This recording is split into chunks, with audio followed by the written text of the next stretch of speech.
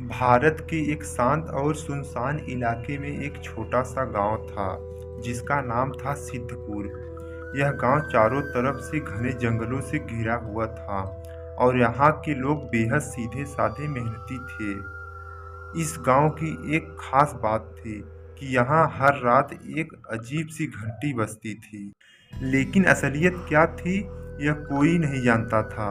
एक दिन गांव के मुखिया राम प्रसाद ने तय किया कि वह इस रहस्यमयी घंटी की सच्चाई का पता लगाकर ही मानेगा। उसने गांव के सबसे बहादुर युवक को इकट्ठा किया और जंगल की ओर चल पड़ा। राम प्रसाद और उसके साथी जब जंगल के गहरे हिस्से में पहुंचे तो उन्होंने देखा कि वहां एक पुराना और टूटा फूटा मंदिर था।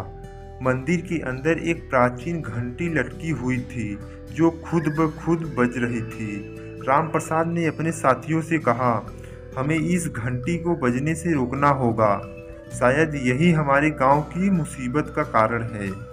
लेकिन जैसे ही उन्होंने घंटी को छूने की कोशिश की, एक तेज रोशनी फैली और राम प्रसाद और उसके साथी बेहोश हो गए। जब वे होश में आए तो उन्होंने खुद को गांव से दूर एक अजनबी जगह पर पाया। वहां कोई भी घर या लोग नहीं थे, सिर्फ एक बड़ा सा पेड़ खड़ा था। राम प्रसाद और उसके साथियों ने उस पेड़ के पास जाकर देखा तो वहां एक शिलालेख था जिस पर लिखा था, यहाँ से वापस जाने का रास्ता नहीं है। राम प्रसाद ने बूढ़े आदमी से पूछा, तो क्या हम यहाँ से कभी वापस नहीं जा सकते?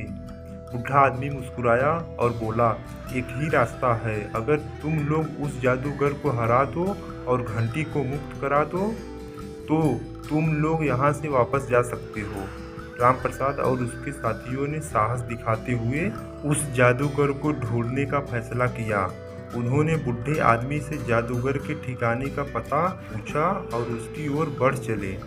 रास्ते में उन्हें कई अजीब और खौफनाक जीवों का सामना करना पड़ा, लेकिन उन्होंने हार नहीं मानी और आखिरकार उस जादूगर के किले तक पहुंच गए। वहां एक भयंकर लड़ाई छिड़ गई। जादूगर ने अपनी सारी ताकत और जादू का इस्तेमाल किया, लेकिन राम प्रसाद और उसके साथियों ने अपनी साहस और एकता से उसे हरा दिया। जैसे ही जादूगर मरा, घंटी का श्राप टूट गया और वे सब वापस अपने गांव आ गए। राम प्रसाद मुस्कुराया और बोला, यह सब हमारी एकता और साहस का परिणाम है। इस तरह सिद्धपुर गांव एक बार फिर शांत और खुशहाल हो गया। गांव के लोग अब हर रात उस घंटी की आवाज़ सुनकर डरते नहीं थे, बल्कि उसे अपनी साहस और एकता की निशानी मानते थे।